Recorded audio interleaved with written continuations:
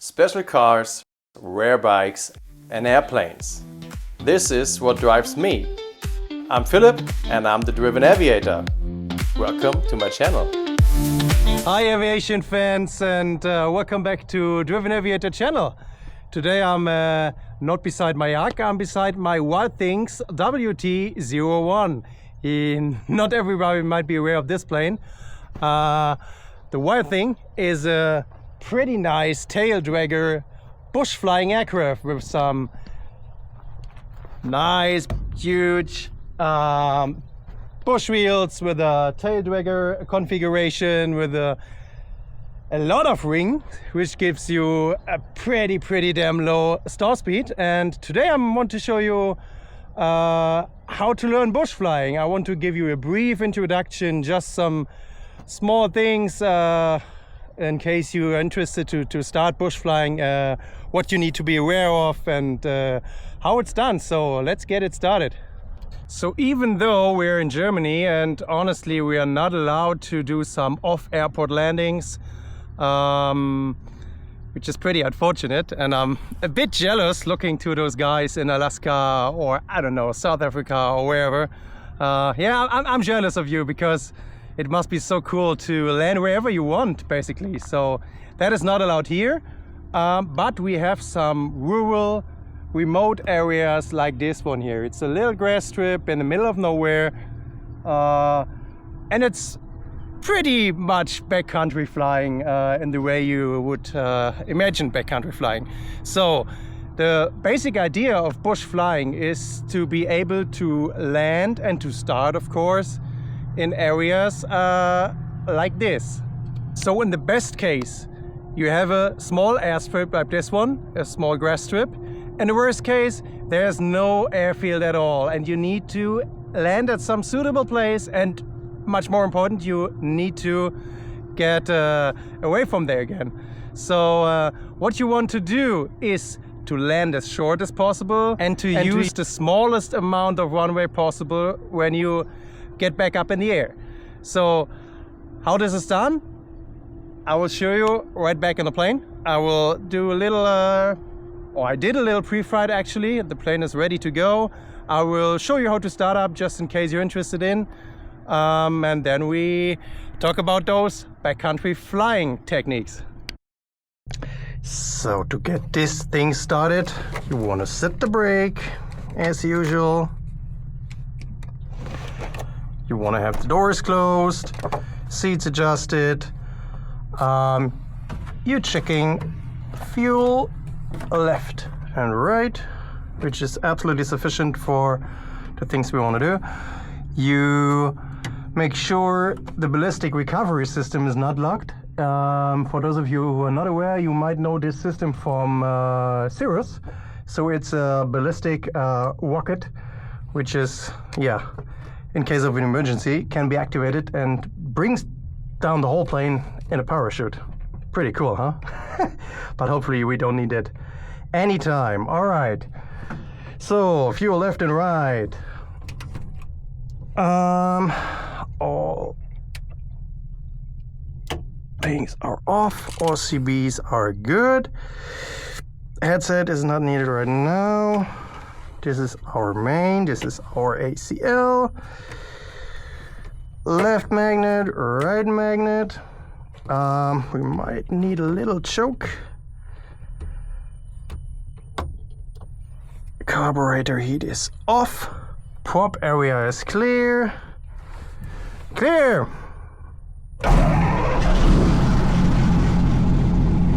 There she is. I hope you can hear that beautiful Jabiru 3300 sound. It's a 6-cylinder engine and I absolutely love it.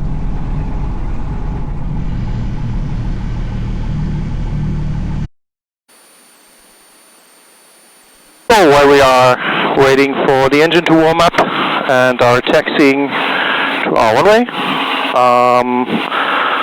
I'm going to tell you what I will do during the start of this plane. So as you saw, it is a taildragger aircraft, so it's a bit different to start than a conventional tricycle gear aircraft. There are two different ways how to start. The first way, especially when you have some soft ground, you want to shift the weight from the main wheels to the back. So you keep the back as low as possible during the start and wait until the plane settles itself in the air. The other way is the one which I will proceed with today. So shortly after giving takeoff power, after setting takeoff power, I will raise the tail so I have the best angle of attack at the wings. And as soon as we reach takeoff speed and rotation speed, I will bring the plane in the air. We're pretty light today, so we might not need any ground effect, but in case you have a hot air or you're quite heavy or high density attitude or what else, you might need to stay in ground effect and then raise your nose a little shortly after.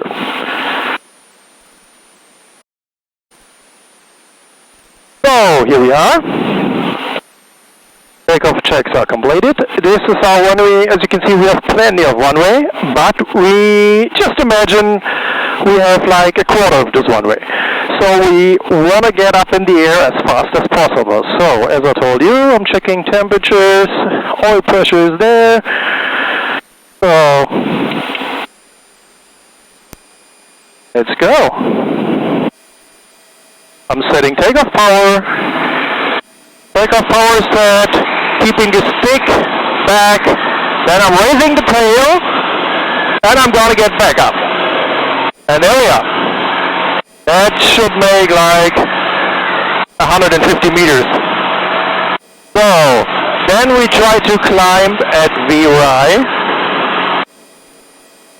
I use the first stage of flaps. So I bring back the flaps. There you can see our climb rate, which is pretty impressive for such a small plane. Temperatures are good.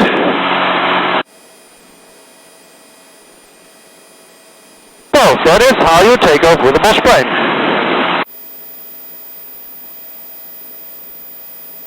We're just staying in a pattern because I want to show you how to do an appropriate approach and how to land this thing. Pattern altitude here is 1,000 feet, which we nearly reached. So I'm bringing back the power.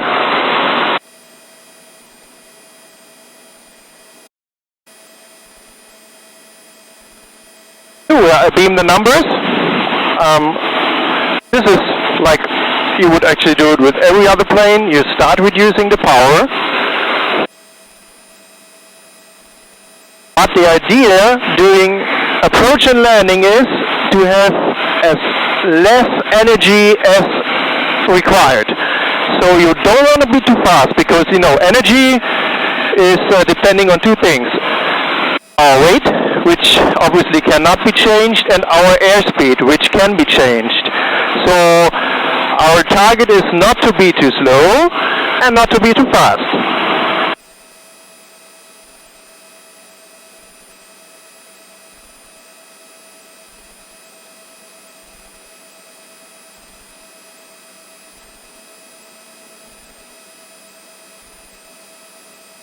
So now I'm setting first stage of flaps, sorry. I'm reducing the power. And I'm trying to fly a very steep approach. Second stage of flaps, being not too fast. So the stall speed at this plane is around 55 kilometers per hour. So you can see my angle of approach is very steep, but I don't need, I'm nearly in zero power setting because I don't need any power when I'm flying this steep. So this is the difference to just dragging in the plane with too much power. That is not what we're going to do. So here we are, reducing the power even more. Now I'm flaring, I'm holding it, doing a 3-point touchdown, like this, and pulling back the stick. Flaps back to 1. Take off the reset, raise the tail, and back up in the air.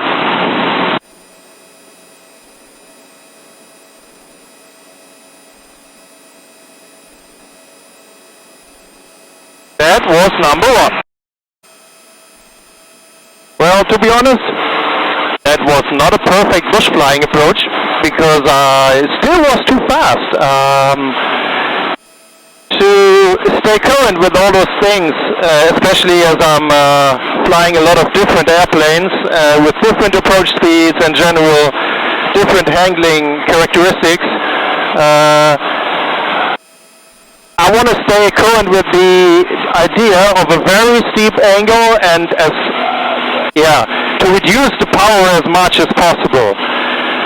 And to train with that, mostly what I will do is a power of 180, which is pretty easy in such a small plane. So this is what I'm going to show you now.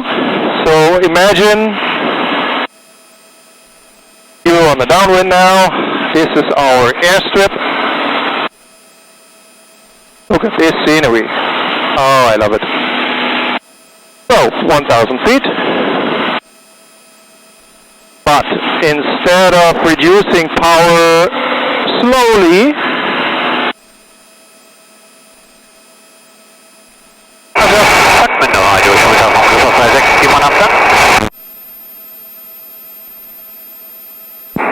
Tango Tango Sierra im Gegenanflug bis 25. Verstanden, Koffer 6 zurück, halbe 1500 Fuß. Wir fliegen über Kleinmühlen nach Magdeburg. Werden euch dann nicht weiter berühren. Viel Spaß. Dankeschön, guten Flug. Auch gleichfalls, danke. So, Dad, we need to do another approach because that was some rescue helicopter who is crossing the airfield. So, I will not do a power of 180 right now. I'll be back in a minute. So there's our helicopter. He was wishing us a nice flight, which I was wishing him too. We are back again in the downwind at nearly 1,000 feet. And once again, I'm not bringing back the power slowly, so this is like a simulated engine failure. No power at all. Now we are a glider plane. And a glider plane with a glide ratio of 1 to 10, which is not too good, but not too bad. So, first stage of flaps with this airplane brings a lot of lift and not too much drag. The second stage brings drag and lift. And the third stage is more or less only drag. So, you see, I'm not too slow, I'm not too high. This looks pretty good. Of course, I'm flying a shorter pattern than I would usually do, right? Because this gives me the chance to correct myself. As soon as I'm able to reach the field,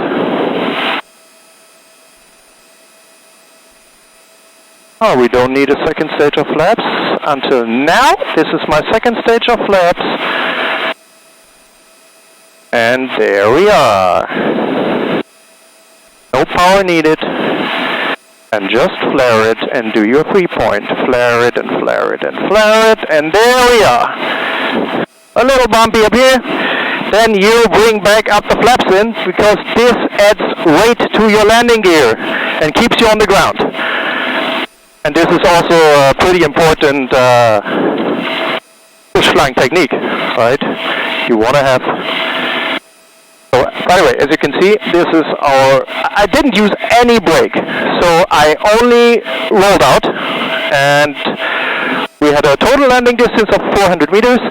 In case I would have used brakes, we could have reduced it down to, right about 150 to 200 meters.